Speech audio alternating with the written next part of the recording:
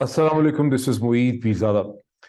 आज जब मैं अपना रेगुलर वीलॉग कर रहा था पाकिस्तान की सियासत पे अपने यूट्यूब चैनल पे, तो मैंने कमिट किया था कि तुर्की में दहशतगर्दी का जो बहुत खौफनाक और दर्दनाक हमला हुआ है,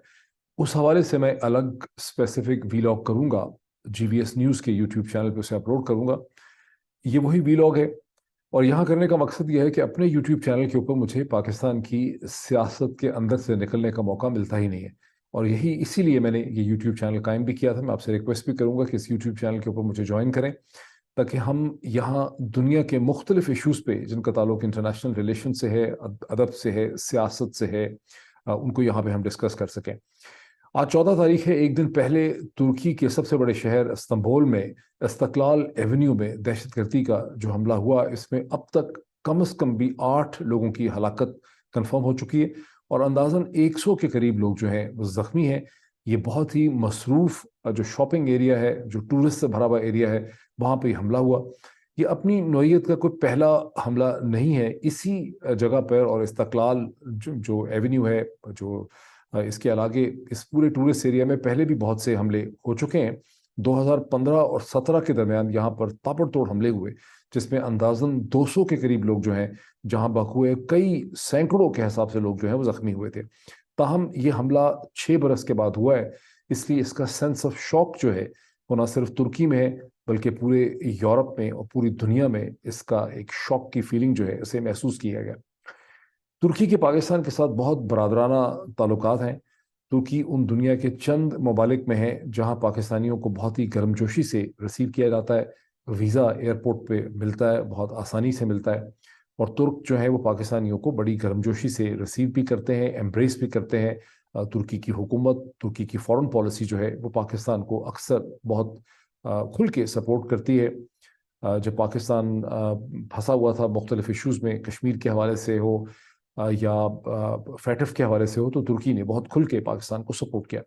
यही वजह है कि ना सिर्फ पाकिस्तान की हुकूमत बल्कि पाकिस्तान की तमाम सियासी जमातों ने, पाकिस्तान की अपोजिशन ने, जैसे फॉर्मर प्राइम मिनिस्टर पाकिस्तान जनाब इमरान खान साहब ने भी बहुत इसका जिक्र किया अपनी तकरीर के अंदर। उन्होंने बहुत गम गुस्से का इजहार किया, बहुत अफसोस किया। उन्होंने इसी तरह से प्राइम मिनिस्टर पाकिस्तान जनाब शहबाज शरीफ साहब ने, फॉरेन मिनिस्टर ऑफ पाकिस्तान जनाब बिलावल जरदारी भुट्टो ने, पाकिस्तान की और सियासी जमातों ने, मीडिया की शख्सियात ने, समाजी शख्सियात ने, फॉरेन ऑफिस ने, सब ने अपना जो इस पे अपने गम का इस पे उन्होंने इजहार किया। लेकिन ये यहीं तक नहीं है। अमेरिका ने, बरतानिया ने, फ्रांस ने, जर्मनी ने, स्वीडन ने, यूरोप के बहुत से ममालिक ने, सब ने इस दहशतगर्दी के हमले की बहुत शदीद मजम्मत की है। अमेरिका और यूरोपियन ममालिक के तो बहुत जल्दी से मजम्मत करने की एक वजह यह भी है कि उनको ये धड़का लगा हुआ था कि तुर्क जब अपनी तोपों का रुख खोलेंगे, अपनी क्रिटिसिज्म करेंगे, तो अमेरिका और मगरब की तरफ भी वो इशारे करेंगे और अमेरिका और मगरब को भी इस दहशत गर्दी का जिम्मेदार वो ठहराएंगे। ये खदशा उनका गलत साबित नहीं हुआ। इस हमले के चंद घंटों के अंदर अंदर ही तुर्क हुकाम ने इशारे अमेरिका की तरफ भी किए। उनका कहना यह था वो किसी भी दहशतगर्द ग्रुप ने इसकी जिम्मेदारी अभी तक नहीं ली है। दुनिया भर के जो मुख्तलिफ पब्लिकेशंस हैं उनकी जो अब तक की डिस्पैचेस हैं और डिटेल न्यूज़ स्टोरीज हैं वो मैं आपको स्क्रीन के ऊपर दिखाने की कोशिश भी करता हूँ,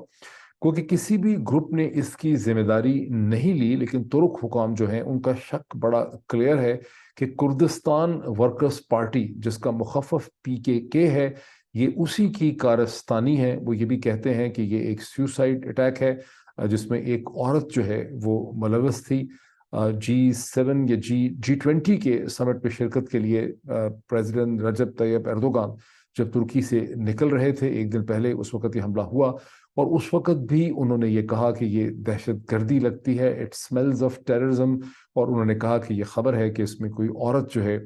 वो मुलव्वस थी, वो दहशतगर्द थी। और अभी भी तमाम शख्स जो है वो उसी डायरेक्शन के ऊपर है। और अमेरिका और मगरब की तरफ इशारे करने का मकसद तुर्क हुकाम का ये नहीं है कि खुदा न खास्ता अमेरिका या मगरब की किसी एजेंसी जो है उसको वो समझते हैं कि वो इन हमलों के लिए जिम्मेदार है। लेकिन उनका कहना यह है कि चूंकि कुर्दिस्तान वर्कर्स पार्टी पीकेके और जो कुर्द ग्रुप और इंसर्जेंट्स हैं उनके लिए अमेरिका के अंदर बहुत सॉफ्ट कॉर्नर पाया जाता है, मगरब के अंदर सॉफ्ट कॉर्नर पाया जाता है, इराक में और सदर्न सीरिया के अंदर, जहाँ पर कुर्द ग्रुप्स जो हैं वो बहुत ज़्यादा एक्टिव हैं, कुर्दिस्तान पार्टी बहुत एक्टिव है। اس لیے بالواسطہ طور پر انڈائریکٹلی امریکہ اور اس کے مغربی اتحادی جو ہیں وہ ذمہ دار ہیں، چونکہ وہ اس کردش ایشو کو بہت سیریسلی نہیں لیتے اور کردز کو وہ دہشت گردوں کے طور پہ ٹریٹ نہیں کرتے۔ یہ اور بات ہے کہ PKK کو بہت عرصے سے امریکہ نے، فرانس نے اور یورپ کے اکثر ممالک نے ایک دہشت گرد تنظیم قرار دے رکھا ہے، اس کو اپنی انٹرنیشنل ٹیررسٹ واچ لسٹ میں بھی رکھا ہے، لیکن کردش کی جو نیشنلسٹ موومنٹ ہے اس سے امریکہ کا اسٹیٹ ڈپارٹمنٹ، امریکہ کی انٹیلیجنس ایجنسی جو ہے بہت سمپیتھیٹک ہے۔ وہ سمجھتے ہیں کہ صدام حسین کے عراق کے اندر بھی کردوں پہ بہت زیادہ ظلم ہوا تھا، اس کے بعد سے امریکہ اب وہاں کی جو کرد آرگنائزیشنز ہیں اور جو کرد تنظیمیں وہاں پہ ہیں، جو حکومت ایک ہے آٹونومس زون میں، اس سے بہت سمپیتھیٹک ہے، اس کو اپنا ایک حلیف سمجھتا رہا۔ یہی صورتحال سیریا میں بھی ہے۔ یہ سمجھنا بہت ضروری ہے کہ کرد ایک الگ قوم ہے جو دنیا کے کم از کم 4 ملکوں میں کبھی وہ ایک الگ قوم تھے۔ صلاح الدین ایوبی ایک کرد تھے جو 12ویں صدی کے مسلمان جرنل تھے، جو اس وقت سلطان بھی تھے، اس وقت ایک انڈیپینڈنٹ ریپبلک کو وہ ہیڈ کرتے تھے،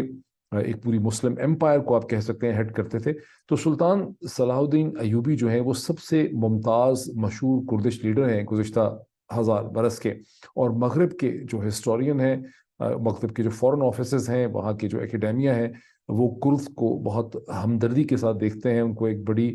غیور قوم کے طور پر ان کو دیکھا جاتا ہے۔ امریکہ کے اندر کرد امیگرنٹس جو ہیں وہ بہت بڑی تعداد میں پائے جاتے ہیں، یہاں ان کے ایکیڈیمکس بھی ہیں، پروفیسرز بھی ان کے اوریجن کے پائے جاتے ہیں، یا ان کی ورکنگ کلاسز اور پروفیشنلز جو ہیں وہ بھی پائے جاتے ہیں۔ یہ جو کرد قوم ہے یہ کم از کم 4 ملکوں میں بٹی ہوئی ہے، جس کی بہت بڑی تعداد ترکی کے اندر ہے، لیکن یہ سیریا میں بھی پائے جاتے ہیں، یہ عراق میں بھی پائے جاتے ہیں، اور یہ ایک ہی ٹیریٹری ہے جو بٹی ہوئی ہے ان 4 ممالک میں، اور ایران میں بھی ہے۔ ایران واحد ملک ہے جہاں کردوں کے ساتھ کوئی بہت برا سلوک عصر حاضر میں نہیں کیا گیا۔ اس کے علاوہ عراق میں بہت برا سلوک کیا گیا، سیریا میں برا سلوک کیا گیا، اور ترکی کی جو ہسٹری ہے کردوں کے ساتھ وہ بھی اچھی نہیں ہے۔ 1974 میں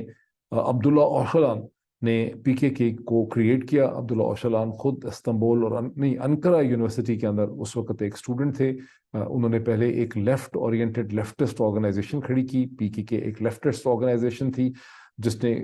ترکی کی فوج اور ترکی کی حکومت پہ حملے کرنے شروع کر دیے۔ 1974 سے لے کے 1993 تک، جب پہلی دفعہ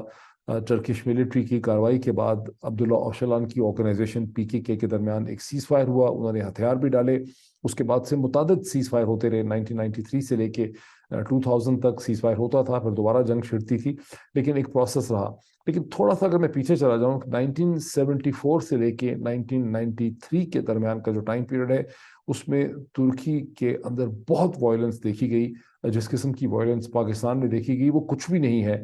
ترکی کے اندر ایک طرف اسلامسٹ حکومت سے لڑ رہے تھے، دوسری طرف لیفٹسٹ لڑ رہے تھے، تیسری طرف کرد لڑ رہے تھے۔ تو ایک ایسی جنگ تھی جس کو ترکی کے جو ماہر ناز آتھر ہیں، اورہان پاموک نوبل laureate ہیں، انہوں نے اپنی جو فکشن کی کتابیں ہیں، جو ناول ہیں، اس میں اس جنگ و جدل کا، اس سول وار کا، ان کلنگز کا جو 1980s میں ہوتی رہی، جس میں ہر دن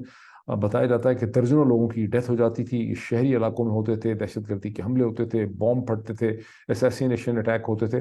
اور پھر ملٹری انٹروین کرتی تھی۔ اس کو انہوں نے بڑی تفصیل سے اپنے ناولز کے اندر لکھا ہے۔ اورہان پامک ہمدرد بھی بہت رہے ہیں مائنورٹیز کے اور کردز کے، انہوں نے کردش ایشو کے اوپر بھی بہت زیادہ لکھا ہے، اور اس وجہ سے ترکی کی حکومت جو ہے وہ اپنے اس مایہ ناز آتھر کے بہت خلاف رہی ہے۔ ایک سے زیادہ دفعہ ان کی بڑی سرزنش کی گئی، ان کو عدالتوں نے جرمانے بھی دیے ہیں، لیکن ان کو اس طرح سے پابند سلاسل نہیں کیا جا سکا جس طرح سے سینکڑوں اور جرنلسٹ، رائٹر اور انٹلیکچوئل جو ہیں وہ ترکی میں قید و بند کی صحبتوں میں رہے ہیں۔ اس کی وجہ یہ ہے کہ اورہان پامک کا قد بہت بڑا ہے، وہ ایک انٹرنیشنل سیلیبریٹی ہیں، یورپ میں ان کی کتابیں بہت پڑھی جاتی ہیں، ان کی کتابیں فرینچ، جرمن، انگریزی زبان میں لکھتے وہ ٹرکش میں ہیں، اس میں وہ ٹرانسلیٹ ہو چکی ہیں، وہ دنیا بھر میں ان کا ایک خاص مقام اور سٹیٹس ہے۔ اس وجہ سے ترک حکام نے کبھی ان پہ ہاتھ نہیں ڈالا، ورنہ جرنلسٹ، میڈیا، اسکالرز اور آتھرز کے ساتھ ترکش حکومت اور اسٹیبلشمنٹ جو ہے اس کا رویہ ہمیشہ ہی بہت سخت رہا ہے۔ ترکی کے جو مسائل ہیں کردز کے ساتھ، اس کا آغاز کوئی 20ویں صدی کے پہلے उस वक़्त से होता है, शुरू में होता है, पहले क्वार्टर सेंचुरी से होता है 20th सेंचुरी के, जब तुर्की में मुस्तफ़ा कमाल अतातुर्क अपना सेक्युलर रेवोल्यूशन लेकर आए और एक नई टर्किश रिपब्लिक जो है वो 1923 में खड़ी हुई, और जो ऑटोमन एम्पायर थी उसका खात्मा हुआ। ऑटोमन एम्पायर में भी माइनॉरिटीज़ के साथ कोई बहुत अच्छा सलूक नहीं था, वहाँ भी बहुत सख्ती थी, लेकिन ऑटोमन एम्पायर चूँकि एक इम्पीरियल ऑर्डर था, उसमें मुख्तलिफ कौमियतें जो थीं उनको रिकग्नाइज किया गया कि वो तुर्की एक कौम नहीं है बल्कि एक एम्पायर है, एक बहुत बड़ी इम्पीरियल ऑर्डर था जिसमें मुख्तलिफ कौमियतों के स्टेटस को और उनकी ज़ुबानों को तस्लीम किया गया। लेकिन मुस्तफ़ा कमाल अतातुर्क की टर्किश रिपब्लिक खड़ी हुई तो वहाँ एक नया पैराडाइम इस्टेब्लिश किया गया कि जो भी तमाम लोग तुर्की में रहते हैं वो सारे के सारे एक ही कौम से बिलोंग करते हैं, उनकी एक ही ज़ुबान है, एक ही कल्चर है, उनका एक ही मज़हब है, उनकी एक ही तरह के आदात हैं, उनकी एक सेंस ऑफ आइडेंटिटी है। और जब ये आइडेंटिटी थोपी गई तुर्की पे, जहाँ मेजॉरिटी है भी तुर्क है, सुन्नी है, मुसलमान है, एक ही किस्म की उनकी आदात और रवायात और कन्वेंशंस हैं, वहाँ कुर्द जो हैं उन्होंने अपने आप को समझा कि उनकी आइडेंटिटी और उनकी जो शनाख्त है उसको एक नई रियासत के अंदर ज़म करने की कोशिश की जा रही है। तो 1923 के बाद से ही कुर्दिश मसला खड़ा हो गया। एक तरफ से कुर्दिश मसला खड़ा हुआ, दूसरी तरफ से इस्लामिस्ट मसला खड़ा हो गया, बिकॉज मुस्तफ़ा कमाल अतातुर्क की जो रिपब्लिक थी वो फिरोशसली फियसली सेक्युलर थी। एक नई एलीट वहाँ पे खड़ी हुई जिसमें पॉलिटिकल एलीट भी थी, जुडिशरी की एलीट भी थी, इंटेलिजेंसिया की एलीट भी थी, और सबसे बढ़ के एक मिलिट्री एलीट थी, चूँकि मुस्तफ़ा कमाल अतातुर्क खुद भी एक जर्नैल थे, फौजी अफसर थे, जिन्होंने लड़के यूरोपियंस को गैलेपोले की बैटल के बाद तुर्की से निकाला था। याद रहे कि इस्तंबुल जो है उसको भी एलाइज फर्स्ट वर्ल्ड वॉर के बाद ले चुके थे अपने कब्जे में। 4 किस्म के इत्तेहादी यहाँ पे बैठे हुए थे, जिसमें अंग्रेज भी थे, ग्रीक भी थे, फ्रेंच भी थे, शायद ऑस्ट्रियन भी थे।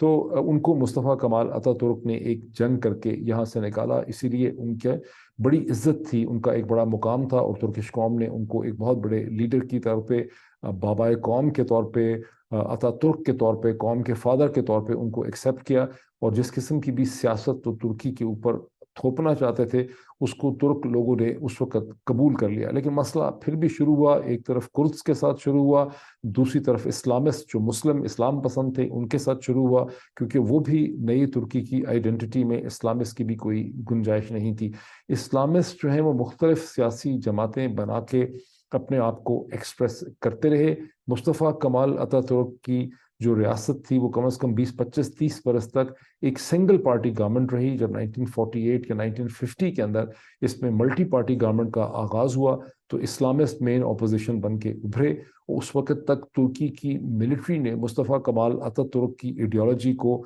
एक्सेप्ट कर लिया हुआ था, और मुस्तफ़ा कमाल अतातुर्क की आइडियोलॉजी का दिफा करना जो है वो मिलिट्री ने अपनी ज़िम्मे ले लिया था। इसलिए जैसे जैसे इस्लामिस्ट ने तुर्की की पॉलिटिक्स में इस्लाम को और मज़हब को लाने की कोशिश की, उनका झगड़ा तुर्की की फ़ौज के साथ शुरू हो गया, और तुर्की की फ़ौज ने इस्लामिस्ट को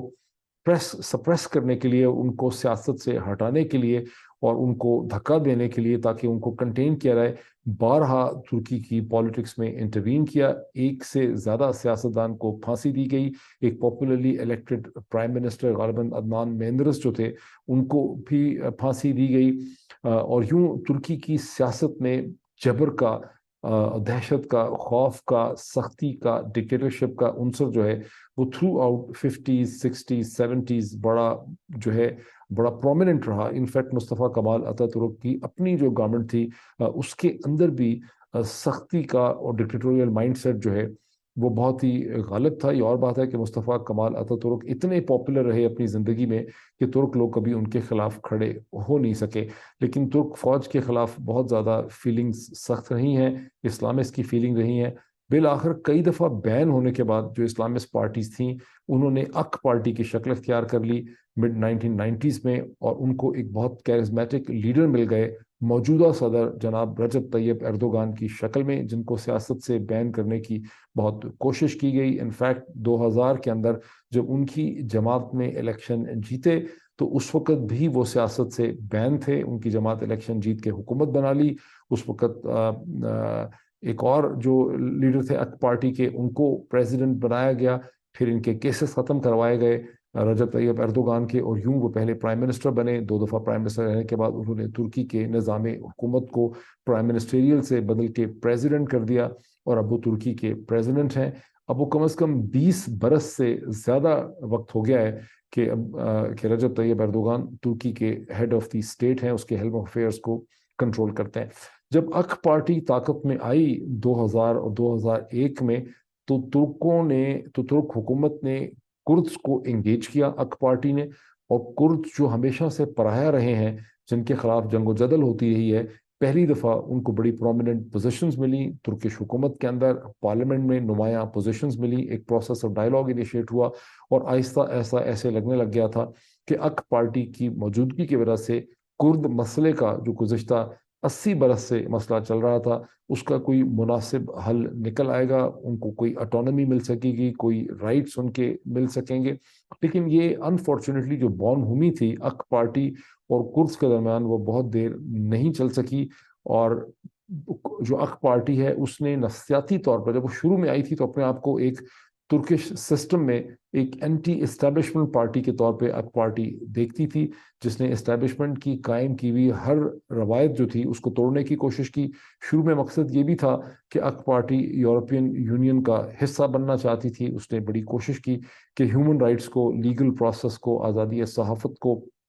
امپروو کیا جائے، اور چونکہ یورپینز چاہتے تھے کہ کردز اور دوسری مائنورٹیز کے ساتھ بہتر ٹریٹمنٹ ہو، اگر ترکی کو یورپین یونین کا ممبر بننا ہے تو جہاں ایک طرف ٹریڈ ریلیشن شپس کو امپروو کیا گیا، وہاں ہیومن رائٹس کو، مائنورٹیز کو، فریڈم آف ایکسپریشن کو، ان سب چیزوں کو امپروو کیا گیا۔ ایک مقصد یہ بھی تھا اک پارٹی کا کہ فوج کا جو کنٹرول تھا ترکش اسٹیبلشمنٹ کے اوپر، جوڈیشری کے اوپر، میڈیا کے اوپر، کارپوریٹ ورلڈ میں، اس کو کم کیا جائے۔ تمام ایسی چیزیں سیاسی طور پہ کی گئیں جہاں یورپ اور امریکہ کی مدد سے ترکش فوج کا جو اثر و رسوخ اور پینیٹریشن تھی اس کو کم کیا گیا۔ 10 برس کے بعد صورتحال یہ ڈیولپ ہو گئی، 10-12 برس کے بعد، کہ ترکش فوج اور سیکولر جو کلاس تھی، وہ جس طرح سے اسٹیبلشمنٹ کی مینٹیلٹی یا سائیکالوجی کو ریفلیکٹ کرتی تھی، اک پارٹی نے وہی نفسیات جو ہے اڈاپٹ کر لی، اور 2010-11-12 کے بعد سے آپ یہ کہہ سکتے ہیں کہ اک پارٹی جو ہے رجب طیب اردوغان کی، اس نے ٹرکش اسٹیبلشمنٹ کی شکل اختیار کر لی، اور جب وہ اسٹیبلشمنٹ بنی تو اس کا وہ جھگڑا ایک طرف کردز کے ساتھ شروع ہو گیا، دوسری طرف اس کا جھگڑا یورپ کے ساتھ شروع ہو گیا، تیسری طرف اس کے تعلقات جو ہیں امریکہ کے ساتھ خراب ہوتے چلے گئے، اور ترکش اسٹیبلشمنٹ کے جو تمام مسائل تھے 1980s 90s میں اک پارٹی کے طاقت میں آنے سے پہلے، وہ اک پارٹی نے پوری شدت کے ساتھ انہیریٹ کر لیے۔ 2016 میں رجب طیب اردوغان اور اک پارٹی کے خلاف جو ایک ملٹری کھو ہوا، اس کے بارے میں ایک عام تاثر جو ہے 99% ترکی کے اندر یہی ہے کہ وہ امریکہ کی مدد سے ہوا، امریکہ اس کے پیچھے تھا، امریکہ کا بیس جو ہے ترکی کے اندر، جو نیٹو کا بیس تھا، اسے اس کے لیے استعمال کیا گیا۔ اس کے بعد سے ترکی اور امریکہ اور ترکی اور مغرب کے درمیان تعلقات کبھی بھی کوئی بہت بہتر نہیں ہو سکے، اور کردش ایشو جو ہے اس نے بہت شدت اختیار کر لی سیریا کی سول وار کے بعد۔ اس سے پہلے عراق کی جو جنگ تھی، چونکہ وہاں بھی کرد موجود تھے، وہاں پر بھی امریکہ نے کردوں کو اپنے ایک ایلائی کے طور پہ دیکھا، اس لیے ترکی اور امریکہ کے درمیان یہ ایک کانٹا جو ہے کردز کا، وہ چلتا ہی رہا۔ امریکہ جو ہے وہ ترکی کو یہ ایڈوائز کرتا رہا کہ وہ کردز کے تعلقات کو بہتر کرے، ترکی نے اس بات کو مانا بھی، لیکن کردوں کا سٹیٹس جو ہے وہ کوئی بہت بہتر نہیں ہو سکا۔ اس کے بعد سیریا کے بعد اس صورتحال نے اور ہی زیادہ سیریس شکل اختیار کر لی۔ سیریا میں ترکی نے فوج کشی بھی کی، ترکی کی ملٹری پریزنس بھی وہاں رہی، ترکی نے کوریڈور بھی وہاں پہ اسٹیبلش کیا، اور پھر سیریا کے کانفلکٹ کی وجہ سے ترکی اور رشیا کے درمیان تعلقات جو ہیں وہ بہت زیادہ پہلے کے مقابلے میں بہتر ہوئے۔ حالانکہ اس سے پہلے ترکی جو ہے وہ نہ صرف نیٹو کا ممبر ہے بلکہ نیٹو کا سب سے بڑا ملٹری ممبر بھی ہے، اور ترکی کی نیٹو میں جو پریزنس ہے سیکنڈ ورلڈ وار کے بعد سے، جب سے نیٹو کریٹ ہوا ہے، اس کی بنیادی وجہ تھی بھی فارمر سوویت یونین اور رشیا کو کنٹین کرنا، یعنی امریکہ اور اس کے الائز کا تمام دور و مدار ترکش ملٹری کے اوپر، ترکی پہ تھا بھی یہی کہ یہ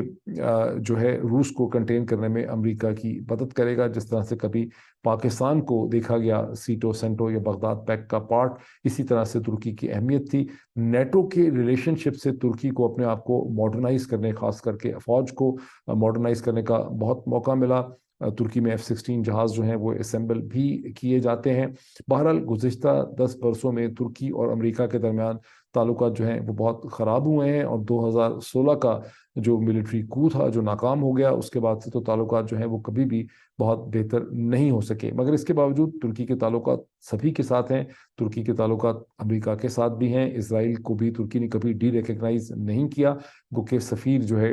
وہ واپس ضرور بلا لیے گئے تھے۔ ترکی اور ایران ان پہلے مسلم ممالک میں تھے جنہوں نے 1948 میں جب اقوام متحدہ نے اسرائیل کو ریکگنائز کیا تو ترکی اور ایران وہ مسلم ممالک تھے،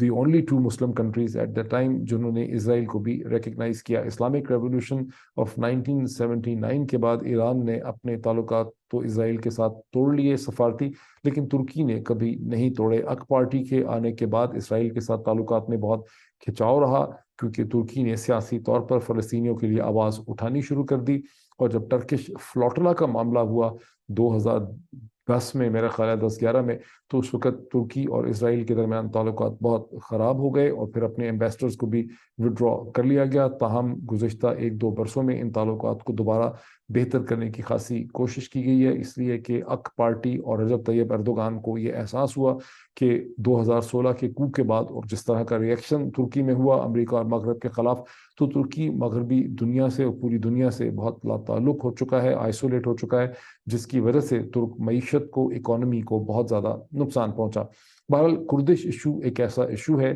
جس کا سیاسی حل چاہیے ترکی کو۔ ترکی نے کردش ایشو کو فوج کشی سے سپریس کرنے کی بہت کوشش کی ہے، جیسا کہ میں نے پہلے کہا 1974 سے لے کے 1993 تک ایکٹیو وارفیئر رہی، اس کے بعد بھی یہ جنگ و جدل میں کبھی خاتمہ نہیں ہوا۔ 1998-1999 میں ٹرکش ملٹری کے کمانڈوز نے غالباً بلغاریہ سے یا گریس سے عبداللہ اوشلان نے جہاں پناہ لی ہوئی تھی وہاں سے اسے گرفتار کر لیا، اسے گرفتار کر کے ترکی لایا گیا، اور مقدمے کے بعد اس کو عمر پہلے سزائے موت دی گئی، لیکن ترکش بعد میں اس کو کمیوٹ کر دیا گیا انٹو لائف امپریزنمنٹ۔ ابھی بھی عبداللہ اوشلان اسی جزیرے میں ایک سولیٹری پریزن کے اندر ہے، گو کہ اب اس کی عمر 74 برس ہو چکی ہے۔ یہ ترکی نے دانشمندی کا کام کیا کہ عبداللہ اوشلان کو پھانسی نہیں دی، اگر پھانسی دیتے تو کردوں کے ساتھ تعلقات اور ہی زیادہ خراب ہو جاتے۔ یہ جو پریزنٹ کرائسس کا میں نے ایک خد و خال آپ کے سامنے بیان کیا، میں کوشش کروں گا کہ ٹرکش افیئر کے کسی ایکسپرٹ کو واشنگٹن میں اس حوالے سے انٹرویو کیا جائے کہ آخر ترکی کے اس مسئلے کا حل ہے کیا، اور ترکی کے جو اتنے خراب ہوتے ہوئے تعلقات ہیں پوری دنیا کے ساتھ، مغرب کے ساتھ، امریکہ کے ساتھ، یورپ کے ساتھ، اس کا وے فارورڈ جو ہے وہ کیا ہو سکے گا۔ بیکاز ترکی کی اکانومی نے جو بہت زیادہ ٹیک آف کیا تھا اک پارٹی کے آنے کے بعد 2001 میں، وہ کیا بھی اسی لیے تھا کہ یورپ کے ساتھ ان کا جو ٹریڈ تھا وہ بڑا انفیکٹڈ تھا۔ ترکی کے اندر تمام انڈسٹریل اور مینوفیکچرنگ سٹینڈرڈ جو ہیں ان کو یورپین یونین کے سٹینڈرڈز پہ لایا گیا، لیکن اب اس وقت ٹرکش اکانومی جو ہے وہ بہت بری طرح سے اسٹرگل کر رہی ہے، اور اگر یہی حالات رہے تو ترکی سے جو امیدیں دنیا نے وابستہ کی تھیں اور باقی مسلم دنیا نے وابستہ کی تھیں، وہ امیدیں بھی خاک میں مل جائیں گی۔ تو میں کوشش کروں گا کہ اس چینل پہ GVS نیوز پہ میں ٹرکش افیئر کے یہ ٹرکش ہسٹری کے اور فورن پالیسی کے کسی ایکسپرٹ کے ساتھ بات کروں بہت جلدی۔ اس چینل کو آپ جوائن کریں، پہلے بھی میں نے کئی دفعہ آپ سے ریکویسٹ کی ہے، اس چینل کو جوائن کریں تاکہ ہم یہاں ڈفرینٹ قسم کا کانٹینٹ جو ہے اس پروگرام اس پہ ہم جنریٹ کر سکیں۔ Thank you so much.